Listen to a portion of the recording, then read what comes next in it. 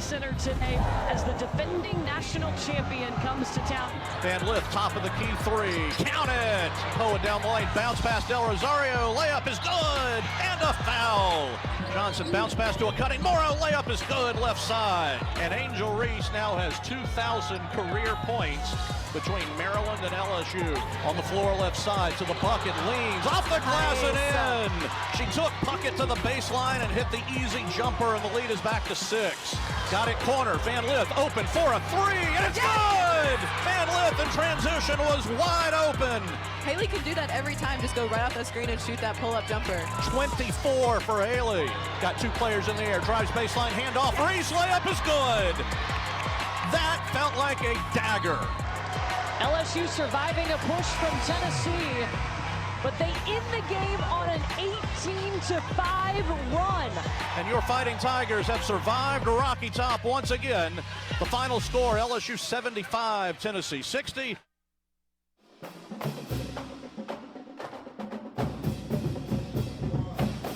Hello and welcome into Tigers Roar. I am Jonathan Poche, joined by the Budman Buddy Sanji. We're here at Pelican Studios at Old School Barbecue, 10655 Coursey Boulevard. Of course, you saw in the intro, LSU goes to Knoxville in front of a record crowd, the biggest crowd since 2015, and comes back in a big way in the second half, 75-60. Behind a huge game from Haley Van Lith. Of course, we'll talk some LSU basketball, both men's and women's, in this episode of Tigers Roar. With only a couple games left before that SEC tournament, looking down the barrel to March Madness. And of course, LSU baseball has gone underway since your last episode of Tigers Roar. LSU baseball sits at 7-1, dropped a game this past weekend to Stony Brook. The Sea Wolves have been a thorn in LSU's side now for quite a few years, ever since that regional, Budman. But LSU baseball 7-1, a lot of star power on that team. Of course, they're trying to repeat as national champions. Coach Jay Johnson doesn't want to say they're the defending champions. They're the attacking champions. Lots of star power. We'll talk about LSU baseball. Of course, LSU men's basketball also had two very big wins against top 25 opponents, both by 1 point. Coach McMahon's team cost themselves $100,000 by storming the court after LSU knocks off Kentucky with a last-second buzzer beater. Lots of energy in the PMAC, a great energy for Coach McMahon's team. The players certainly starting to buy in, dealing with some injuries, but once again, just a few more games before the end of the regular season, looking at that SEC tournament. We welcome in the Budman. Great to see you here on a Tuesday morning, Budman. Good to see you, JP. Of course, tonight, LSU basketball men hosting Georgia at 6 o'clock on the SEC network. They stole one at Carolina, found a way to beat Kentucky by 1. We'll talk about that putback in that game later on. Lady Tigers 6 in a row. They've moved up to number 9. Baseball 7-1 out of the gate. You did mention Stony Brook. They did get the GAT, and it came back to bite them in the butt as LSU got a big lead and prevailed 18-10. Softball undefeated and moving into the top 5. Gymnastics doing great. Great time to be a Tiger fan. And, oh, by the way, next Tuesday, opening of the 3rd year of spring football under the leadership of Brian Kelly.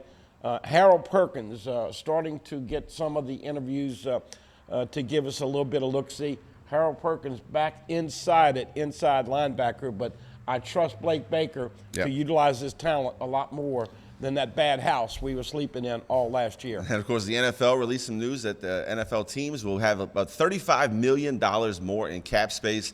That's going to help the New Orleans Saints to go into the offseason with at least $80 million in dead money every single season. But some question marks on the roster. What do you do with Ryan Ramczyk? Do you restructure Michael Thomas? Do you just cut him and release him? Lots of questions for Mickey Loomis. Of course, you stick with Dennis Allen. You bring in their new offensive coordinator and Clint Kubiak. Of course, there is some relation with Derek Carr in the Kubiak family.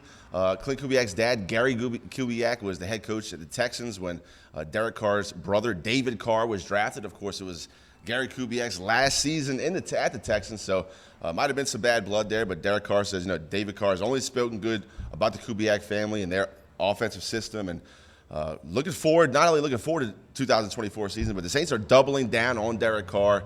They believe in him. They think this offense can not only be better than it was 2023 under the new tutelage of the offensive coordinator, but they're looking to make the playoffs and make a run for a Super Bowl because this team, on paper, had a lot of talent, but, man, going into the last season. Restructure Derek Carr's contract so that it will not be such a big hit with the cap this year. As you alluded to, Mickey, don't let Mickey take care of your checkbook because it will be in a negative balance the way he is always having the Saints in dead money. But, look, Mike Thomas, there's no way Mike Thomas is going to be back with the Saints. I don't know when the best time is to part ways with him. But it will be interesting. New coordinators, a lot of new coaches coming in for the Saints on offense, a lot of new coaches coming in, including all the defensive coaches for LSU. Right. So we'll get a chance to see the differences in both the Saints and the Tigers.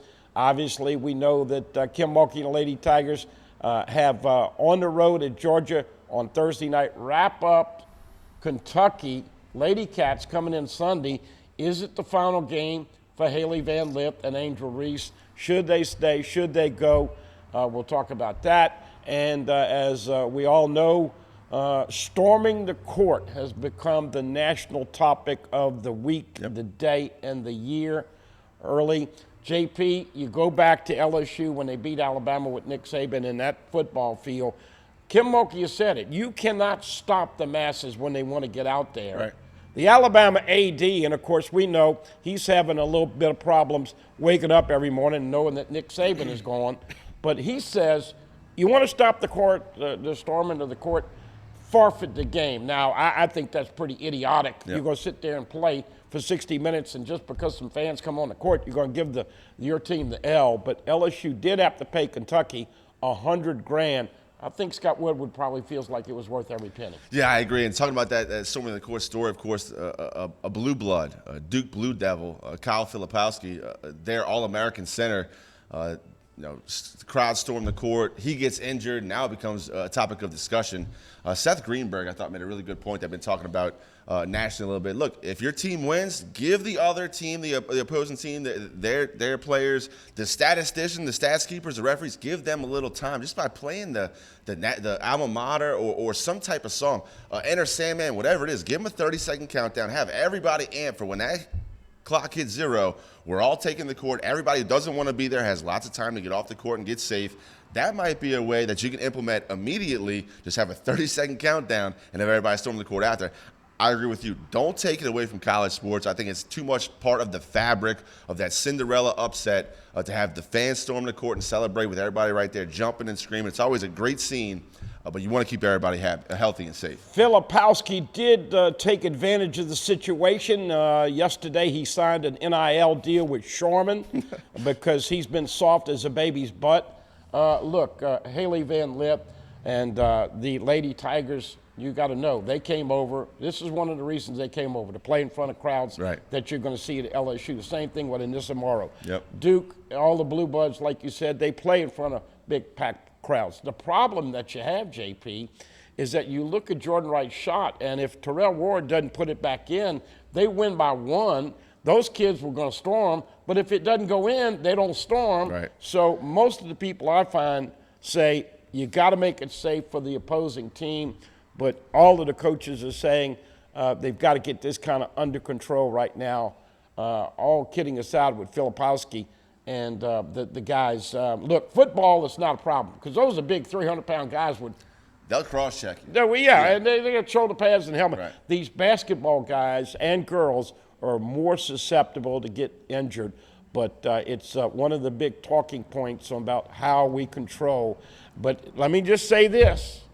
We do this show for the fans, with the fans, and all about the fans. You start curtailing too many activities, those TV ratings go down, and guess what? That's how you pay these big contracts. Yeah, nobody wants college basketball to turn into the NBA scene where they don't care about the fans at all. You come out to the All-Star weekend, they'll put 400 points on the scoreboard. Nobody's playing defense. The dunk contest is a joke. Pelicans' Trey Murphy's in a dunk contest. He doesn't even dunk, bud, man. He's 6'9", so of course he can get up to the rim, but he's a three-point shooter. The NBA does not care about their fans. That's why there's no enthusiasm. You have to have music blaring, the cheerleaders dancing, just to get somebody to cheer at the game. The college game is different because the fans are such a big part of that atmosphere. Whether you look at Duke or North Carolina, all those crazies that are jumping around the entire game, that is a huge part of the game. You don't want to turn college basketball into the NBA where really nobody really cares. Yes, it's for entertainment, but you can tell the NBA doesn't care about the fans. The players with the load management, they want to sit out games. When you come, you pay the money to see the games. They can sit out with no problem. They don't care about the fans, so the fans, I mean, it's tough to get me to even put $5 towards going to an NBA game with my family. I mean, truly, they don't care about the fans, so I don't care about them. It is for entertainment, but get back to the point. I digress, Bud, man, about that All-Star weekend. Sorry, I had to get that off my chest. Yeah. Gotta keep college basketball for the fans. And if the fans are that amped up to storm the court at the end, you got to make it safe for the opposing players. But besides that, let them have their fun. Just got out of the office with the doctor and the shrink, and guess who was coming in right after me? Trey Murphy with the Pelicans. He is in a slump. Willie Green's got to close out some games. Pelicans playing appreciably better. We know they've got to make the playoffs this year, but they have had some injuries, and B.I., Brandon Ingram, has not been very steady with the basketball. C.J. McCollum's been hurt. Jose Alvarado gets into a tussle, suspended 3 games. So, look, like we said, this is basketball. We know Friday is going to be March 1. We know about March Madness. Baseball, you're expecting to get to Omaha again, but it's going to be a different team. Playing at Rice tomorrow in Houston at 7 o'clock, and then playing in the Astros Classic. Texas Friday night at 7, ULL Saturday at 7, and Texas State on Sunday at 3 o'clock. So a lot going on, and already, JP, the early line, LSU a 6.5 point favorite against USC. We will have plenty of tidbits for you in spring football once we start watching them out at practice, and we'll give you all of the big questions. I guess, JP, most Tiger fans, who's going to line up on that D-line and play D-tackle, and what kind of coverage will DBU have? If it stinks again, then LSU's got to lose the moniker and the rep of DBU. They've got to be appreciably better, and that's why they brought in 5 new defensive coaches. Our first break of this evening, you'll see it right there on your screen. Go check out our YouTube page at youtube.com/Pelican Broadcasting. All the Tigers Roars are archived there for you, for your viewing pleasure. So while you're at the page, go ahead and click the like, the subscribe, and notification button so you're notified every time we drop something new right there at youtube.com/Pelican Broadcasting. New coming down on Pelican, Talking Sports with Chris Powers. The first 2 episodes in the can. If you missed them, go check it out on our YouTube page, youtube.com/Pelican Broadcasting. But, man, a great conversation between Chris Powers, the voice of Southern Athletics, and the voice of LSU Athletics, Chris Blair. That was in episode number 1. Go check it out on our YouTube page, Talking Sports with Chris Powers, right there at youtube.com/Pelican Broadcasting. A quick break, and we'll be back with a lot more right here on Tigers Roar. You're watching Pelican Sports TV.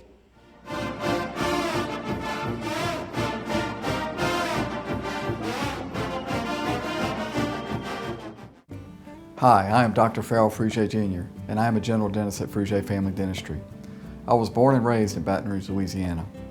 I went to Catholic High School, LSU, and LSU School of Dentistry in New Orleans, where I received my DDS degree in 1986. I always have and will continue to be committed to continuing my education, to invest in technology which makes the diagnosis and delivery of dentistry more thorough, more comfortable, and more aesthetically pleasing. In our practice, we are here to serve the patients. We want to improve their quality of life and to develop relationships with our patients. In dentistry, we have a chance to impact lives on a daily basis, not just by doing dentistry, but by getting to know them and being a part of their life.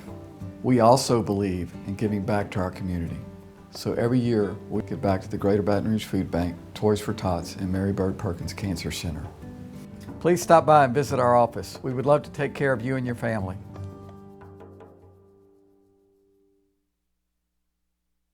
Visit Treads & Care Tire Company's new location on Hooper Road in Central. Locally owned for over 50 years, Treads & Care is known for quality automotive repair and top-notch customer service. I'd like to invite you to come out and see us at our new location in Central. Right now, during the season of inspiration at Team Mazda, get 1.9% financing for 60 months on a new Mazda CX-5, or get 0.9% financing on the all-new 24 Mazda CX-90. Save thousands on over 150 new Mazdas now on sale at Team Mazda. You can't smell it, but you can almost taste it. And whether it's for a family get-together or a game day feast, having Manda in the mix always sounds good. For 3 generations, their quality meats and original seasonings have made Manda a Louisiana legend and made their family sausage Louisiana's family sausage. Manda Fine Meats, the flavor says it all.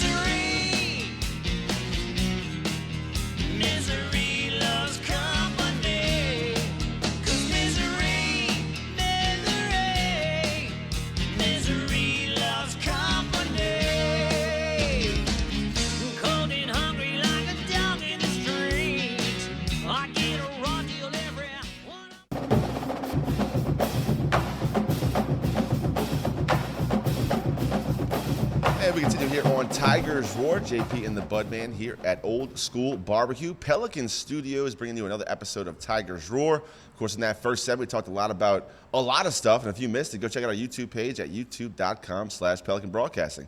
Now we'll get into some men's basketball, Budman. Sitting above 500 right now with their overall record. 14-13, of course, they are 6-8 in the SEC, but a big week last week. Took down 2 top 25 opponents. Number 11, South Carolina, on their home court by 1 point, Budman. And then come home, the PMAC, they host Kentucky, and a very fantastic, exciting ending to that game. But you got to tip it to Coach Matt McMahon. They have been plugging away this entire time. These past 2 seasons have been a grind for Coach McMahon. He's never given up. His players have bought in, and they've truly begun to turn things around a little bit. Still, they need some more players on that team. They don't have the Jims and Joes to execute the X's and O's in the SEC. But Coach McMahon certainly laying a foundation for a strong program. They're running on empty a little bit right now. Jalen Cook has missed the last 3 or 4 games, including those 2 wins against Carolina and Kentucky. Terrell Ward got hurt in the game against Mississippi State. Mississippi State, by the way, came in here last Saturday night and just dominated. The differential was 20, but they dominated the second half. Had a sharp-shooting freshman by the name of Hubbard who had his career high. And LSU could not throw it in the ocean. The only guy that's been consistent on offense is Trey Hannibal, and he usually loves to drive like a bat out of hell. And of course, he's big enough and strong enough to get and one with the contact and the layups. But look, McMahon's at 6 wins. If he can get a couple more in the SEC, I think people would be ecstatic about that. They're not going to postseason play unless they do some things in the SEC and get over 500. Or right around 500 in the conference. But the Lady Tigers, of course, as we know, the big problem you have there, once again, still not using a lot of players. And Del Rosario is the big 6'6" center. She's going to have to play more down the stretch. Lastor-Poor has played appreciably better. Good to see Haley Van Lip. And when she's in that number 2 shooting guard spot, not having to handle the ball so much, appreciably better player. But now moving up to 9, I think everybody knows they will get the regional and host 2 games in Baton Rouge when they start. SEC tournament with women's. If they win out, they've got 2 more at Georgia Thursday night and hosting Kentucky on Sunday.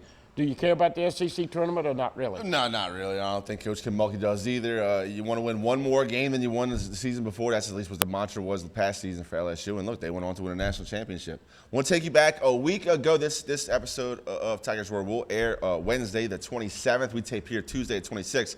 We'll take you back a week ago. LSU hosting Kentucky. LSU Gold put out a fantastic cinematic recap of the experience. LSU hosting Kentucky. We'll let you guys see it right here on Tigers Roar. Here's LSU versus Kentucky from a week ago. Really don't have the words to describe it. We knew we were going to have a chance to get the momentum back, but we're at home. You have choices to make. These past 2 games have been an amazing experience. very, very well prepared. All right, you're more than ready for this opportunity tonight. You can go out and play with great discipline and toughness and also have a hell of a good time doing it. Because that's what winning is going to require. Same thing applies. Go out here, dominate for 40 minutes, bro. 40 minutes, that's all we got to do. Rebound, defend, and let's just hoop. Offense will be easy, bro. That's all. Let's leave. Here's Wright off the dribble, 3-ball, good. Driving coast to coast, going to be pinned on a block. Driving, left side goes up, left hand. Ward and a turnover by LSU. Transition opportunity and a fires it out to Ward, 3. Good, back-to-back trays. Trying to drive, gets in, goes up and under, layup, good. 4 on the shot clock. Hannibal touches the lane, gets into Baker, 3-ball, good. 3 minutes and 11 seconds defensively. We have to guard. Send it out to Wright. Catch and shoot 3, top of the key. Bullseye! And then a shot attempt blocked by Ward into the cheap seat. The floor. Stop of the key. Wants another 3. Yes! Back-to-back triples for Jordan Wright. Keeps it on the dribble. Bounce pass Fountain. He'll go up. One-handed jam on the dribble to Williams. Quick fire on a 3. Good! Mike Williams, the first. 15 seconds remaining. Being defended by Ward. Dillingham jumper. Got it! Kentucky takes the lead. 74-73. Here's Wright. Crossover. Wright goes up. Got the shot blocked. Got it back. Throws it to Ward. And the buzzer for the win is good! LSU defeats Kentucky on a last-second put-up shot by Tyrell Ward. 75-74.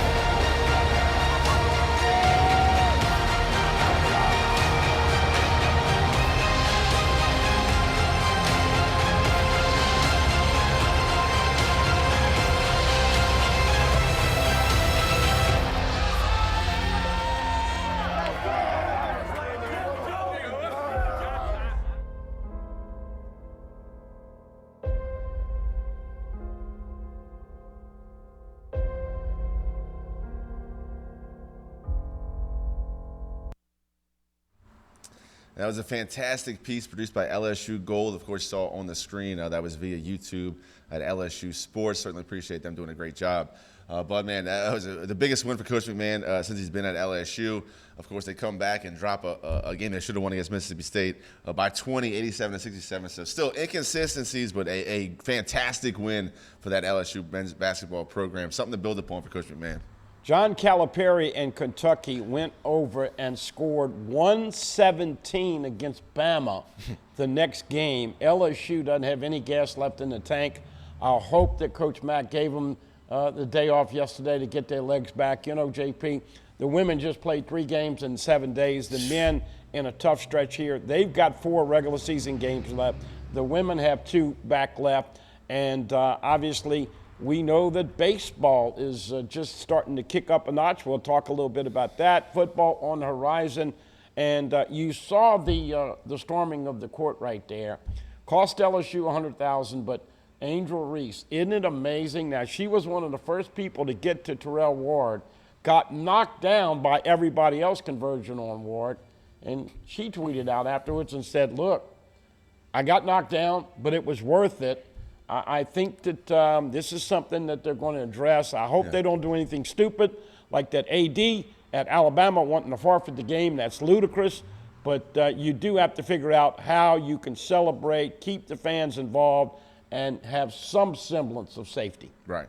We'll take a quick break here on Tigers Roar. We'll come back, talk some LSU women's basketball. Coach Kim Mulkey's team went to Knoxville, took down the dub. We'll talk to you that a little bit later on in this program. Come back and join us. You're watching Tigers Roar right here on Pelican Sports TV.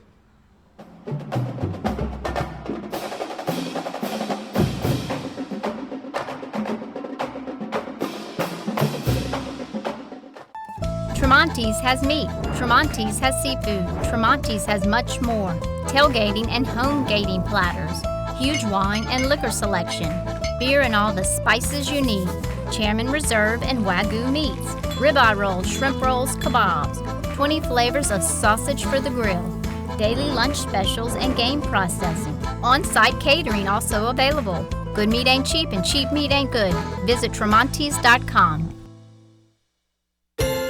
Celebrate this holiday season with the gift of a new Honda during Happy Honda Days at Team Honda. And now you can make no payments for 90 days on our biggest selection of Hondas this year, making this the happiest time of the year. Come save now at Louisiana's #1 Honda dealer, Team Honda. Caught spiders?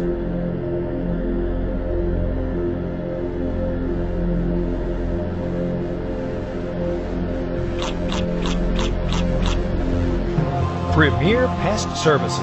Few things in life are as valuable as family and peace of mind, especially when it comes to your final arrangements. And that's where Lee Serio can help.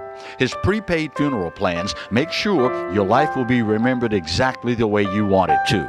With Lee Serio, no detail is too large or too small.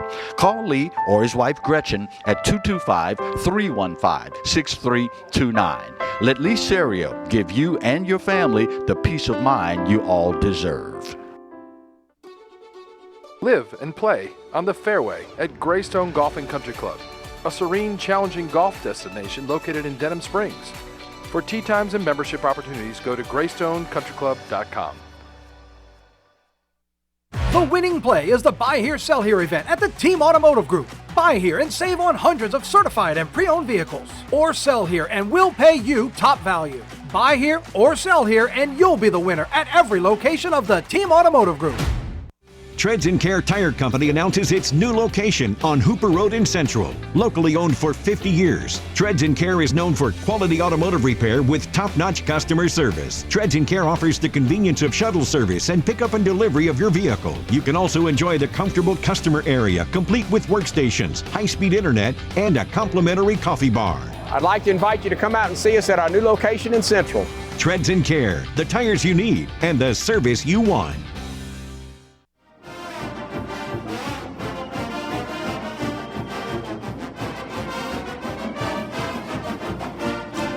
Welcome back to Tigers Roar. LSU women's basketball now sits at 24-4, 11-3 in the SEC. Budman have won 6 in a row, currently at number 9 nationally in the polls. Went to Tennessee, played in front of a record crowd, the biggest crowd since 2015 out there in Knoxville. Take home the win, 75-60 behind a very big performance by Haley Van Lith. Of course, the transfer from Louisville came over, learned a new spot, but she has been able to play that 2 position a little bit later in games with last-year pro coming off the bench, and she certainly has shined. But, man, playing in that 2 spot, of course, she had 26.7 rebounds, 3 assists, 0 turnovers. That was the key stat. And Coach Kim Mulkey will tell you that herself later when you hear from her in the post-game press conference. But 0 turnovers in almost 38 minutes of gameplay. Haley Van Lith certainly brought it. Of course, Angel Reese also had 11 points, 15 rebounds, 3 assists. And Flau'jae Johnson, who was sick, Budman, playing with an illness, 9.7 rebounds, 3 assists, and 4 blocks, brought it on the defensive end, which she usually does, but was certainly a soldier, a trooper for LSU playing through that illness. LSU gets to win 75-60 with only a couple games left before the SEC tournament. Angel Reese, Naismith Player of the Week, continues to average a double-double, leading the SEC 19 points a game, 19.1, and 11 or 12 boards a game. Bottom line is that I'll ask you point blank. Both Haley Van Lith and Angel Reese can go out. This could be their last regular season game on Sunday. They've been pretty much selling it out. Angel Reese, I think she tweeted something the other day, should I stay or should I go? Let me hear what you think. She makes more money at LSU, 100%. without a doubt. And on the other hand, I don't know if you saw this. Oh, by the way, I got to slam Jay Williams and his Dave Pash with the broadcast on the men's game against Kentucky. They went on a 4-minute dissertation and a crazy talk while the game was going on. Middle of the game. But before the game, or maybe the day before, whenever it was, Angel Reese was making 3 points and matching him. I think she's working on a 3-point shot to go to the next level. But the question is, does she want to stick here one more year, reap the benefit of NIL, or is she ready to go pro? My gut feeling is that Haley Van Lith, I think, with the training this year, being able to play both point and shooting guard, I think she goes after this year. And as we know, they'll have to go heavy in the portal. But, look, I think everybody figures that they're going to win a couple games in Baton Rouge and get to the Sweet 16. After that, depends on the health and the way they're playing. You don't have a Jasmine Carson coming off the bench Great point. to make 6 or 7 threes this year. Yeah, that's a great point. And to answer your question, Bud, man, if it was me, my opinion, I think both women should come back to LSU for one more season, both for different reasons. Angel Reese, like you mentioned, would take a pay cut to go to the pros. She also played in front of, 38 people a night instead of, a packed PMAC. Haley Van Lith, I think the experience she's had under Kim Mulkey has grown her as a player tremendously. I don't think she's done learning from Coach Kim Mulkey yet. I think she transferred here especially for that reason, to test herself against the best of the best and to learn from Coach Kim Mulkey. And I think one more year of tutelage can only benefit Haley even more. And she's just starting to feel her game out here at LSU. But, man, she had 26. Look, if she can kind of, Michaela Williams is really the straw that's going to stir this drink if they move on to the postseason. She can shoot the three like that Jasmine Carson contribution you mentioned, but can play a little point guard. She's got a big body for a point guard. She can dish it, and that stroke is just so sweet. I think she should come back. Both women should come back, in my opinion. But Michaela's got to get right. Michaela hit a little bit of that freshman wall and hadn't been shooting it as well as she was earlier, of course, Anissa Morrow and Angel Reese. But you got to get some help on the boards, and I know that they have worked very hard on defensive rebounding, dribble, drive, penetration defense, especially with the guards, and, of course, as we know, not turning it over. So, look, it's a great time to be a Tiger fan. Everybody that you care about is up in the top 5. The baseball team is 2, 3, or 4. The basketball team now at 9. Men, you're just happy to get a couple wins.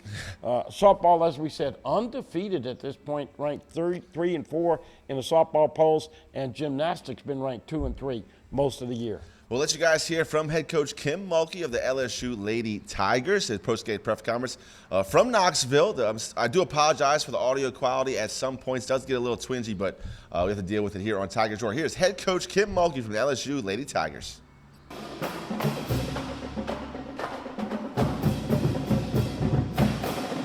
What did Haley's shot making overall, what did that mean to y'all, and how important was it in order to get the win? Well, Haley's taken a lot of criticism, and it needs to stop. It needs to stop. She's learned a new position. She's on a top team in the country, the defending national champion. She's having to play the point guard. Then today she moved to the off guard. She had 0, and you write that big, 0 turnovers in almost 37 minutes of play. That's the most important stat in my eyes. I know she scored 26. She had 3 assists. She hit big shots in the game when we needed a shot the most. Then she made sure she handled the ball in the last couple of minutes to where, we used up some of the clock.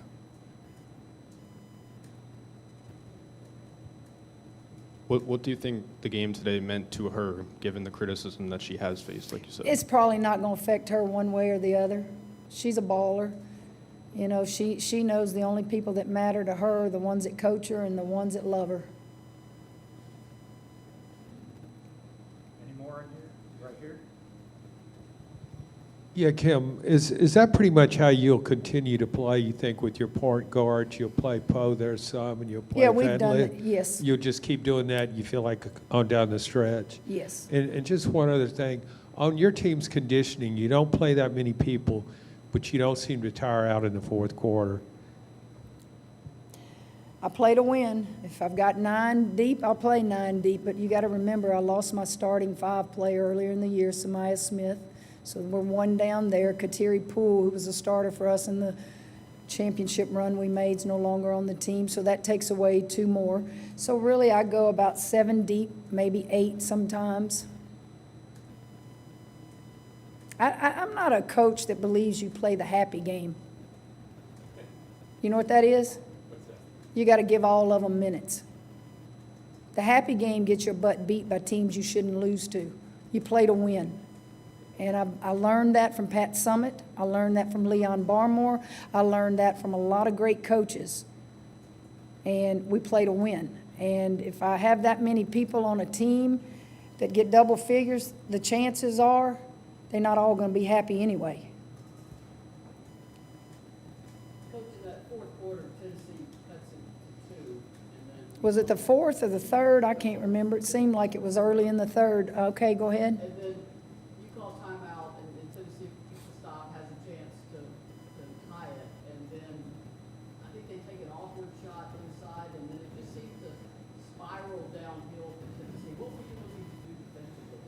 make defensive stops, give them one shot, keep rebounding the ball, and we need to get better production on the offensive end. We need to execute. In the third, we lost our composure a little bit, but Tennessee made us lose our composure. So I don't want to take anything away from what they did. When you're down, you play just a little bit harder and a little bit more aggressive, and you try to disrupt things. And I thought they did that in the third quarter. They went to some zone, and we didn't get the ball in the right hands of people that needed to touch it. And then we got on a run there, you know, in the fourth quarter where we got some transition buckets, some free throws. Haley hit some shots. It wasn't anything magical that I told them. It's just keep grinding. Keep grinding. Good things are going to happen for you if you play defense and rebound the ball. Got time for one more in here, and then we'll move to Zoom, finish it off there. It felt like when this game Tell got... me who you are. Cora Hall, Knox News Sentinel. Oh, Cora, and finally, nice to meet you. Nice to meet AP you voter, right? Yes. It felt like when this game got close in the end, it felt like it came down to guard play. You know, obviously Haley was scoring, but just her decision making too. Just from your point of view, how do you feel like the guard play down the stretch, you know, changed this game? You're very observant. I thought both posts for each team kind of offset each other. They were all both 2 for them, 2 for us, just battling, just bumping, hitting, pushing, shoving, trying to make one more shot. So it really did come down to guard play. I thought Michaela Williams, who, by the way, is the best freshman in this league, she finally hit some big shots for us. She played more aggressive. She got in foul trouble. I put her in with 3 fouls, and she was able to play through it. I thought Haley making shots was very big for us. Yes, I think Darby went in for them, and she took us off the dribble one time. Then she hit a big 3, so she gave them a spark. But maybe Haley, just what she did was a little bit better than what they did on the perimeter. All right, on Zoom, Morgan or Ethan will unmute you if you have a question.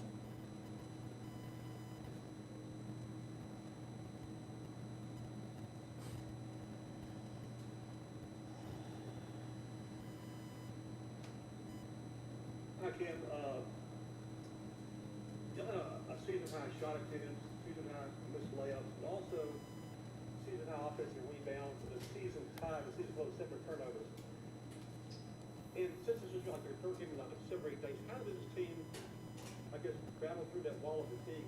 When the Wings down to 1 in the fourth quarter, you're on the road, and things are not going well. I mean, what do you think is turning it around, or I think the character of your team to kind of suck it up at that point? I think it starts with leadership in a huddle. I think it starts with calmness by the coaches. Now, I want energetic coaches. I never wanted to play for a passive coach. Pump me up. So I think coaches do a really good job of making them get that sourpuss look off your face. Everybody's going to make a run. We're on the road. Flage, we didn't even know she was going to play. We got 45 minutes. There's so many things I could tell you. We just played 3 games in 7 days. I could give you at least 6 reasons that we could have lost that game today. But you don't even go there. You just tell them we still have the lead, people. At the end of the third quarter, we were up 3. Let's go ball. This is what you want. This will make us better.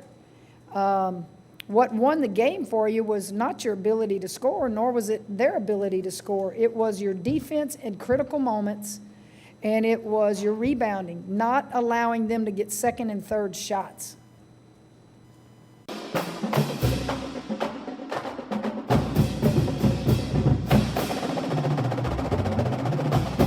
Head coach Kim Mulkey, our post-game press conference when the LSU Lady Tigers took down the Lady Volunteers 75-60 out there in Knoxville. Of course, LSU has 2 more regular season games before the start of the SEC tournament. They go to Georgia on Thursday, and then Sunday they host Kentucky. Georgia's at 8 o'clock. That game's going to be on ESPN2. And, of course, Kentucky 1 o'clock. That game's going to be on the SEC network. But, man, very limited numbers for Coach Kim Mulkey. You heard her say in the post-game press conference, you lose a Kateri Poole, you lose Samaya Smith early in the season. That's 2 big contributors to the team. So LSU's only running out maybe 7 players a game. Got to stay healthy or LSU really has no chance in the SEC tournament. Poa is playing appreciably better, and, of course, when she slides over and plays the point, she's better defender than Haley at the point. She lets Haley how about the nickname Haley Van Swish? I like it. After her game at Tennessee. That was a game LSU got up ahead. Tennessee made a run, and then LSU just went on one of those 18-3 runs at the back end. Men once again playing and hosting Georgia tonight at 6 on the SEC Network. Baseball on the road this week in the state of Texas at Rice tomorrow night, and of course in Houston at Minute Maid Park for Texas Love ULL. that. Love the Classic. And Texas State. And as we said, we'll start to give you some tidbits on LSU spring football, and we'll get into that. But this early baseball, we're getting ready to let you hear from Coach Jay Johnson. He gets a little aggravated, but one of the things he was aggravated with is the lack of patience with his batters. Yep. There were a couple innings against Stony Brook where the kid only threw 5 pitches and got out the inning, and only threw 7 pitches out the inning. Yep. Got to have a little more patience and wait for something. They've been going up there and swinging. This is a problem they've had the last 3 years. But, man, when you're talking about Tommy White and all those studs, they're going to be coming around at the right time. You know that. Yeah, that's right. It's time to talk some LSU baseball right at the end of this break. So stay with us. You're watching Tigers Roar right here on Pelican Sports TV.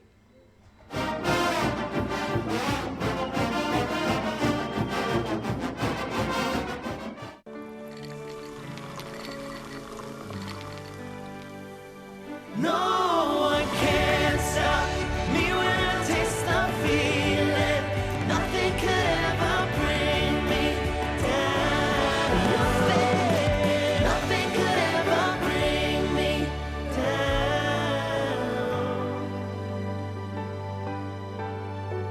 Taste the feeling.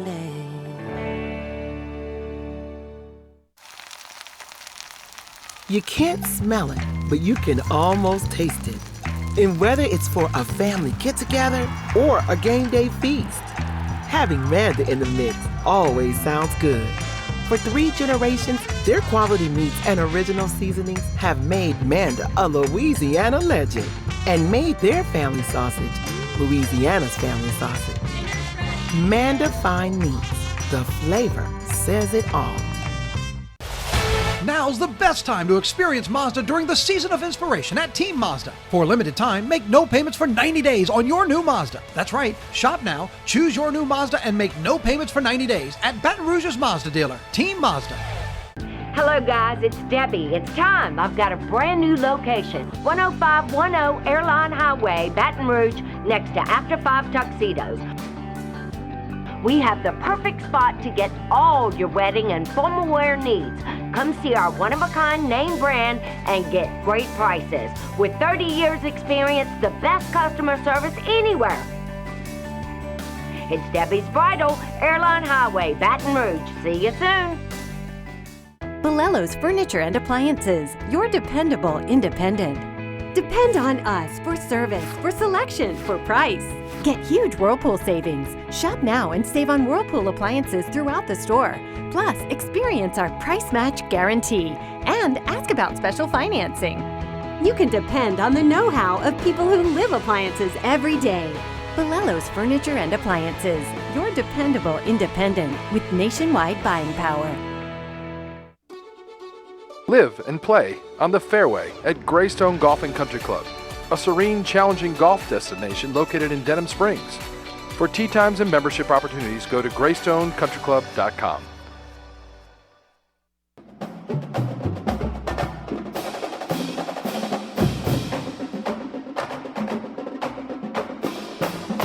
And we continue here on Tigers Roar. Don't forget to check out our YouTube page at youtube.com/Pelican Broadcasting. All the Tigers Roars are archived there for your viewing pleasure. So if you miss any of this episode, go check our YouTube page. You see it on the screen right there, youtube.com/Pelican Broadcasting. We certainly appreciate it. Time to talk some LSU baseball. They played 8 games since our last viewing of Tigers Roar. LSU sits at 7-1. Dropped a game against Stony Brook this past weekend, but avenged it in a big way. Stony Brook find out you can't get the gat on LSU, bud, man. They'll put 18 on you. Well, look, I think that all of us remember Stony Brook when they came in and sent LSU home, of course, in that in that regional, super regional in Baton Rouge. But that being said, Luke Holman has come out of the gate. He looks to me like he is going to be the ace of the team. No doubt, yeah. Early on. Yep, yep. Gage Jump has gotten a couple of opportunities. Looks like a really good lefty. We know Thatcher Hurd came over from UCLA last year, had to fight through some injuries, was really good late, but struggled earlier. Of course, Javen Coleman has come in here and done really well. He's also 2-0. What a luxury. And they've got a ton of depth in the bullpen. Jay Johnson was filling some innings, and so there's some guys that have been getting some innings that probably won't get innings as they move forward. But LSU still hitting way over 300, 12 home runs in 10 games. 8 games, I'm sorry. And I got to tell you, 8 games in 10 days is a little much for me. No kidding. When you talk about the experience of being a college baseball player. Now, Jay Johnson probably sleeps 4 hours a day, and it's nothing but baseball the next 20 hours. These kids are in college. They want to have a burger and a drink with their girlfriend every now and then, but it has been balls to the wall with LSU baseball, and we know that's what it takes. Of course, as we also know, the SEC schedule the first 5 weeks at State, which is not good this year. Right. But then Florida, Arkansas, Vandy, and Tennessee the next 4 weekends. So it's going to be an interesting season. They do have more depth with their some of their guys coming in. Stephen Milam has come in and done a great job at second base. My man's leading the team in batting average. Buckner, of course, is coming over here. And we know the biggest question I have is Braswell going to hit good enough to keep the shortstop job? Look, Michael Braswell, in the first couple games of the season, he was hitting balls hard, right at people. But look, you saw him kind of open it up, hit that home run last weekend, had a home run again this weekend. Braswell's playing great at shortstop. Only little complaint I have on the infield, Jared Jones has to get better with his flexibility for his stretches at first base, but the way he's swinging the bat, I mean, every other time he's getting a hit, it's a home run. The Bear is absolutely mashing the ball right now. He's only hitting in the 200s early, but every other hit is a home run for Bear right now. We'll let you guys hear from Coach Jay Johnson. Here's after the Sunday game, LSU defeats Stony Brook 18-10. Here's head coach Jay Johnson.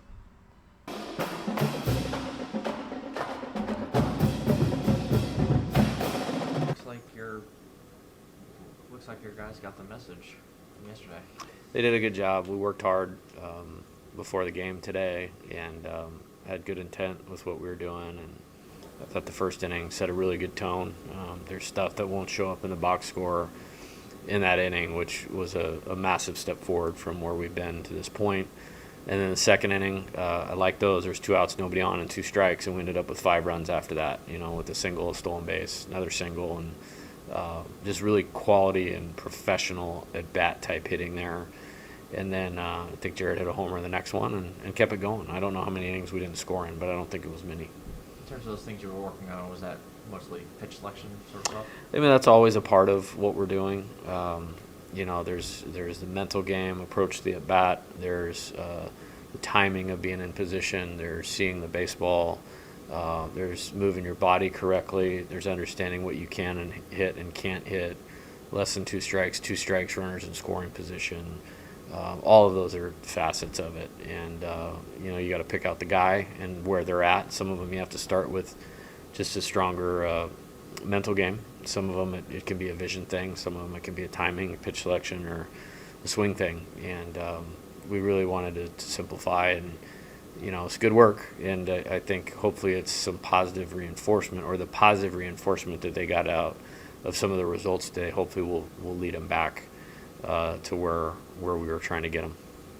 Paxton seemed to have a really good week. He had a great week. Played defensively. Is he going to be another one of those guys that's just going to be really hard to kind of take out? Yeah, I hope so. That's always was the plan, and it was hard to keep him out last year. I mean, we could have won the national championship last year still with him continuing to play. There's no doubt in my mind. So I think we made the most of that time.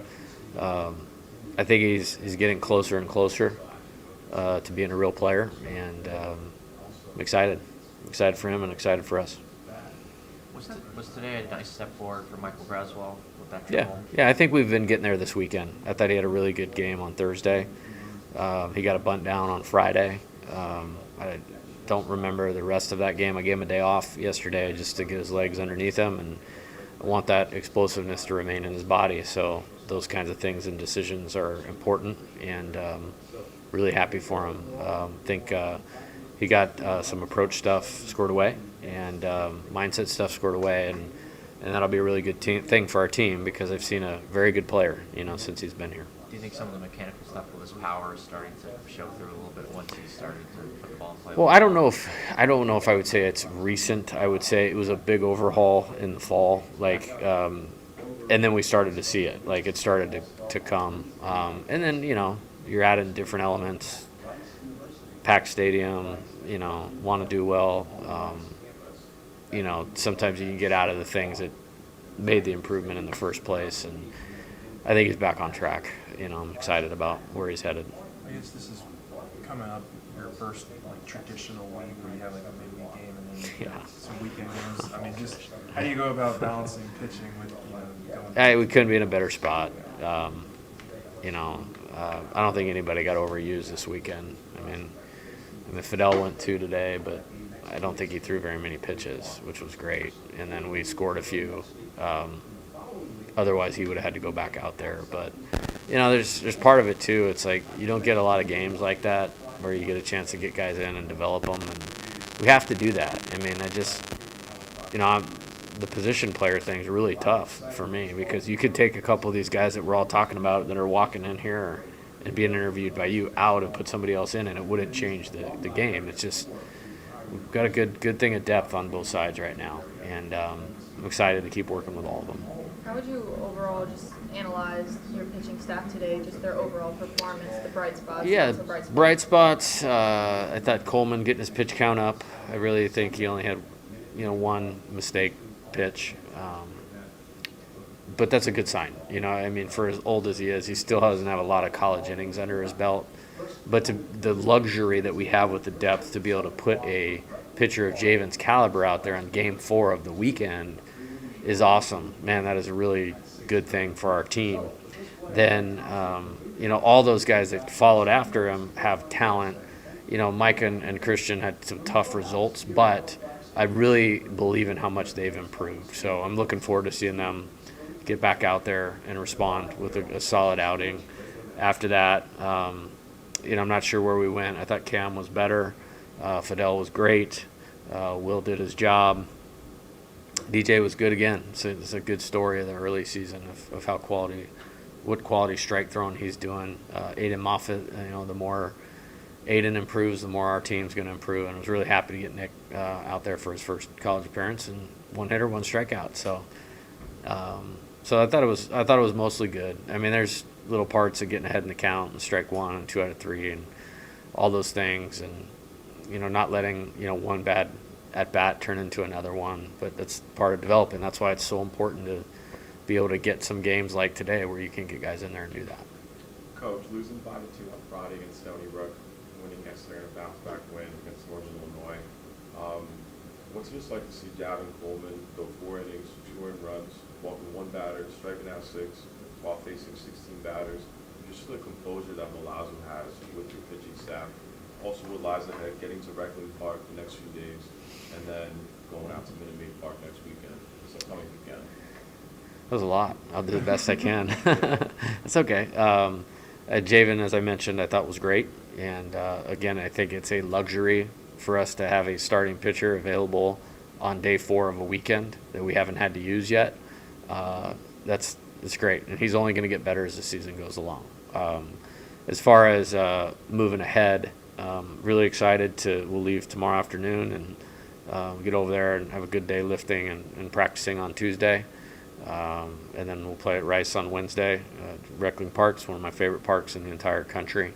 Have some good memories there, with past teams.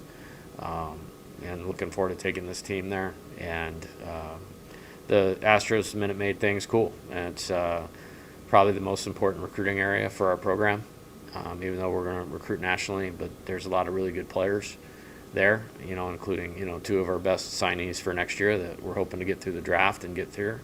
And if you go in that ballpark this weekend I would assume on Friday or Saturday night, I don't know why you would turn down coming to college, So hopefully all of our recruits in that area will show up and see that this is not something that they should bypass, for any amount of money. What was part of the thinking in traveling on Monday instead of Tuesday? We're busing. We're not taking a charter. We have a number limit on how many charters we can take, and because we're playing the Tuesday, Wednesday at North Dakota State, I made the decision after 2 games, I would rather do that, so it's an easy travel day on that Thursday morning. So anytime we get on a bus, we go early, to recover. I actually don't think it's necessarily a bad thing. This has been a lot on their feet, for 10 days. So put your feet up and put on a good movie or something and relax for a little bit. All their homework's due tonight, so they're going to have that done, before we before we leave. And really just rest. It's to maximize rest more than anything else. Is Cade set up for Wednesday to start? Well, he didn't pitch, so that's a possibility, and probably a good one. Yeah, good for us. I'd say, offensively, from a big picture standpoint, would you say, because obviously you guys have the talent, so are most of the adjustments just mental things? It's the game. It's the game, and nobody wants to hear it or understands it. That watches football and basketball and thinks it's the same thing, but I have 3 TVs in my house, in my office, and Florida's up 1-0 in the 8th. And Texas A&M beat Wagner 2-0, and so it's not just going to happen all the time easily. So that's why the work's important, and that's why the intent to the work's important. That's why having motivated guys that are excited to show up at 9 a.m. or 8 a.m. on a day, game 8 in 10 days, and work like it's the first day of practice, which they did. It's awesome, and as long as they keep that mindset, then we'll have hope. It's going to get harder, and so we have to be harder, type thing.